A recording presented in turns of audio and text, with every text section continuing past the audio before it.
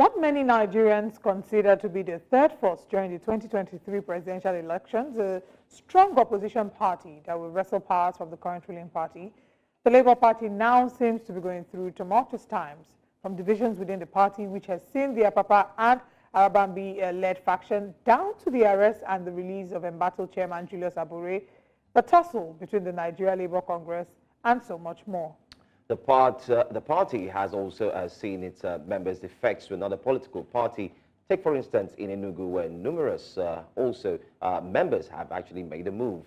There has been numerous attacks as well on its office secretariat, accusations of misappropriation of funds, just to mention some more. Yet, chieftains of the party believe strongly that all of these are mere distractions. The presidential candidate in the 2023 general elections, Mr. Peter Obi, earlier on X, had hinted about moving from the party as perceived by many on a verified X-Space conversation where he said he will not die in Labour Party.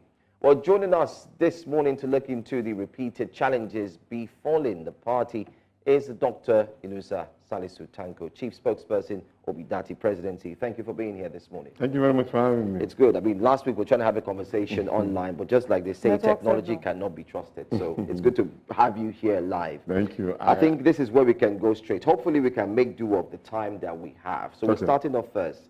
What's the problem with Labour Party? The obedience, Nigerians, they want to know what's going on. Now, right from the beginning, there have been issues. Let me choreograph the story in this way. I've been with the Labour Party, as of course many of you must have known, I was the chairman of the National Conscience Party. And as at that time, we worked very closely with the Labour Party. So this is about 25 years ago.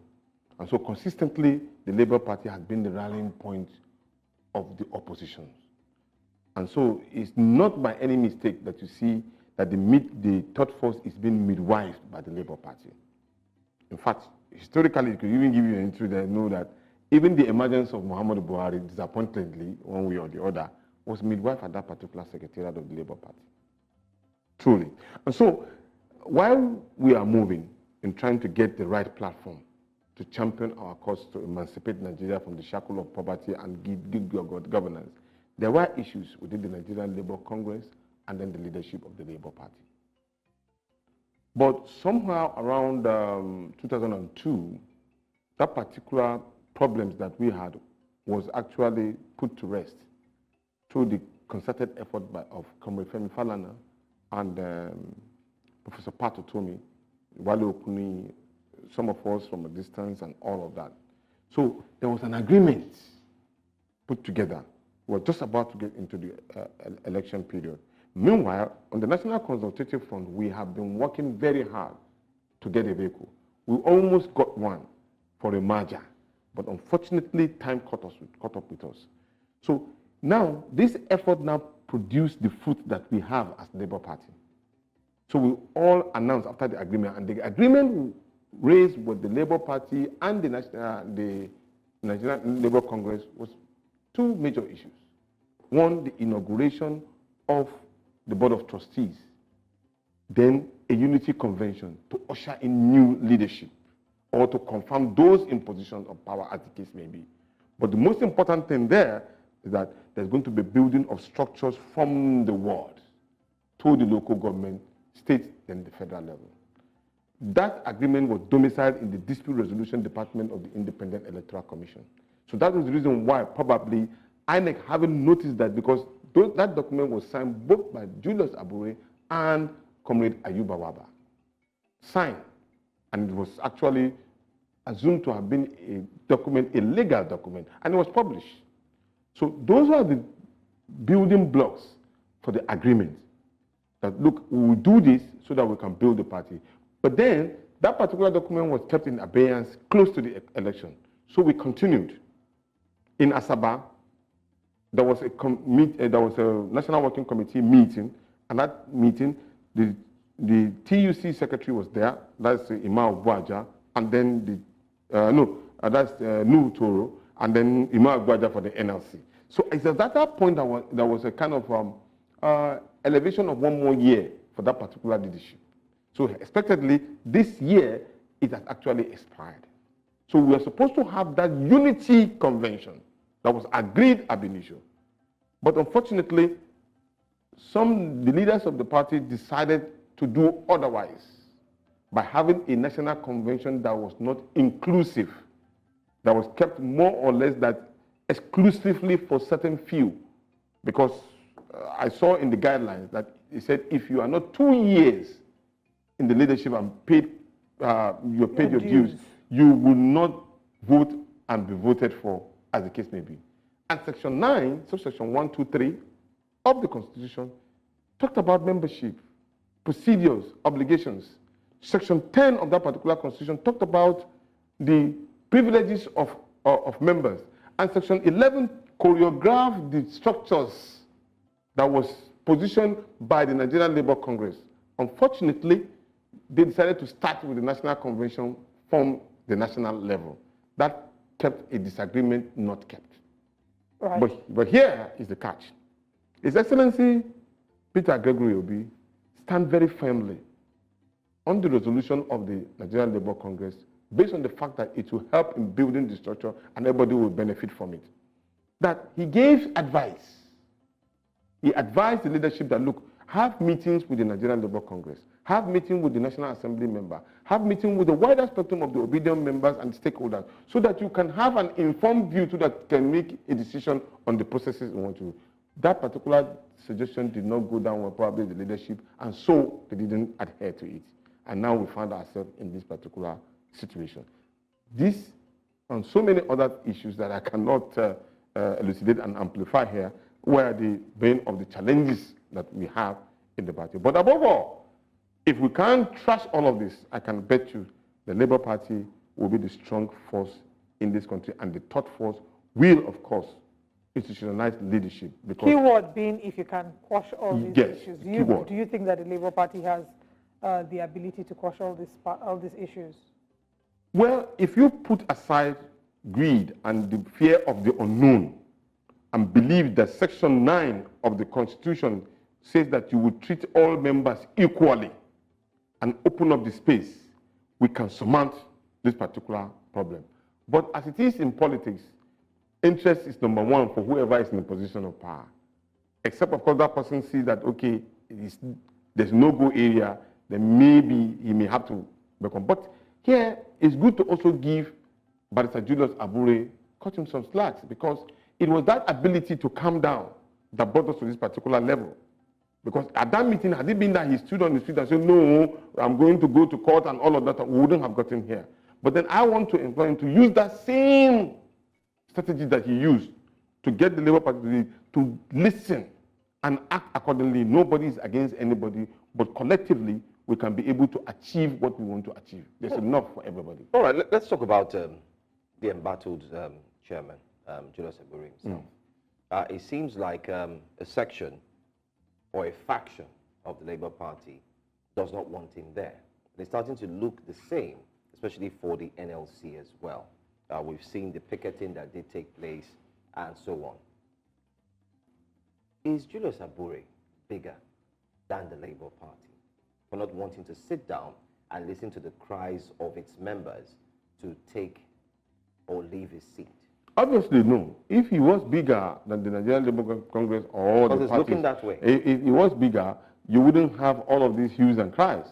Obviously not. And to the point at which, you remember that Barrister Joe Ajiro led a very high-level team to be at the Secretariat in defense of Julius Abor.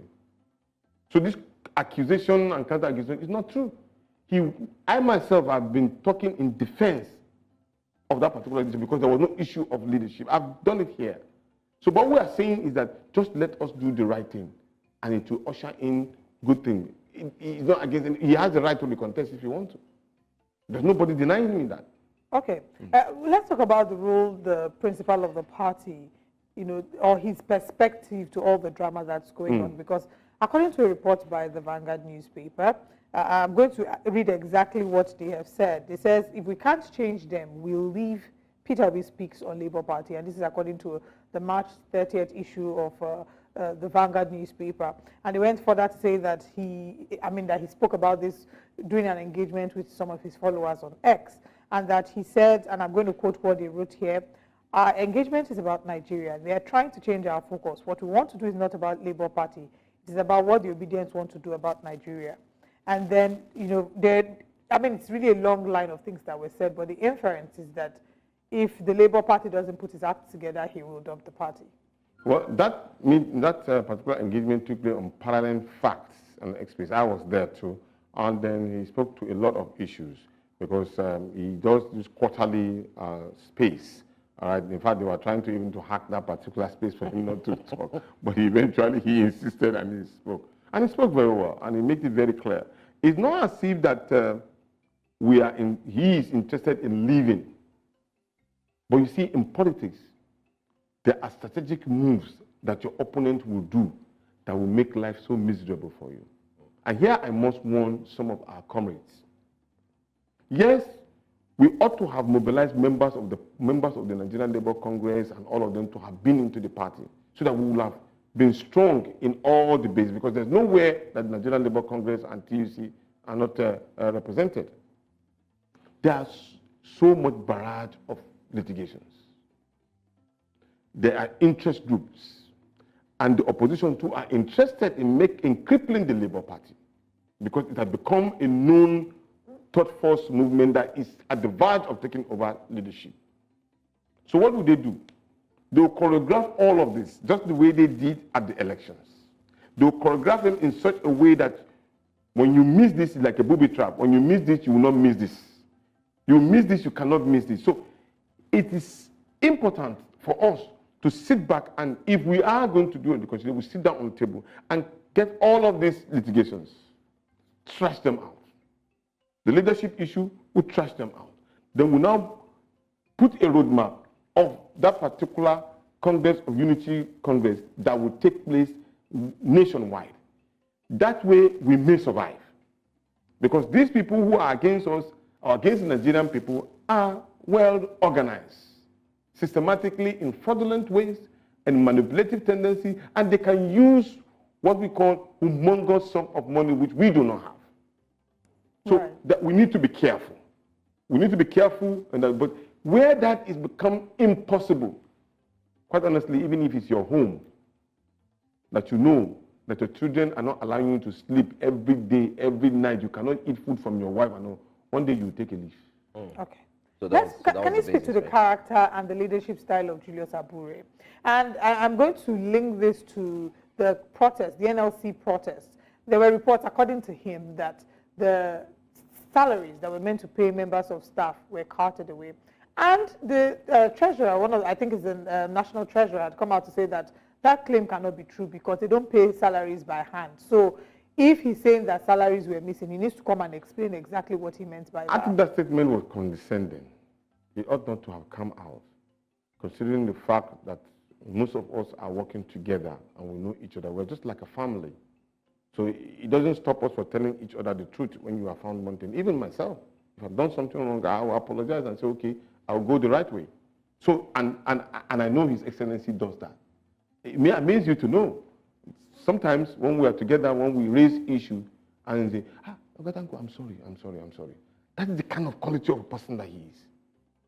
Some people say I'm even in love with him. It's not really to be me. What gets me is that when you can convince me based on, verifiable facts, and you can convince me on superior arguments, I'm yours for the taking. Interesting. Let's quickly touch on. She was asking me about the character. Yes, please. I want to quickly wrap up on that. The character, he is a goal-getter, quite all right. He's a determined fellow.